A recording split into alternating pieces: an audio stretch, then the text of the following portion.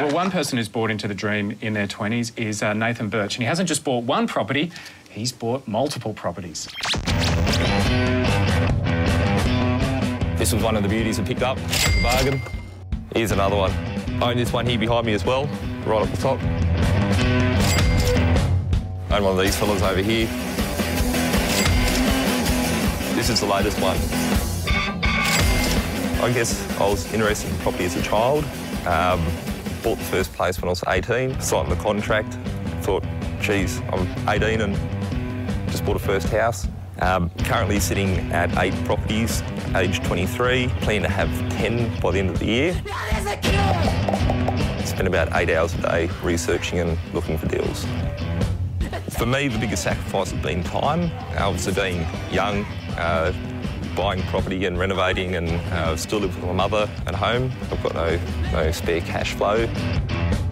Sometimes I feel I'm missing out by not doing the same things that my friends they're doing, going overseas, seeing the world. I can go do that for the next 40 years of my life.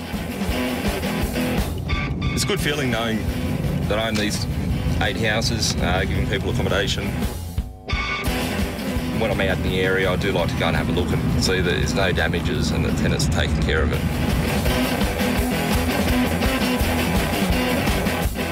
I would say to anyone that thinks it's silly being so young and doing this to get staffed, I've got a goal to be financially independent by the age of 30, well on the way of achieving that. You buy a lot of houses, you make a lot of money. I think at the end of the day I'll have the last laugh. Now, Nathan is with us tonight. Nathan, you said then you live with your mum. What does she think about it? She thinks I'm crazy doing it. She thinks I've got too much debt and too much responsibility for being young. Once again, I know what I'm doing. I've got a plan in place and I believe it's achievable. So how do you know that you know what you're doing? It all comes down to the nuts and bolts and the numbers. I guess for myself, I don't like working. I hate it. I've worked a lot. But perversely, you're working really hard now. Yeah.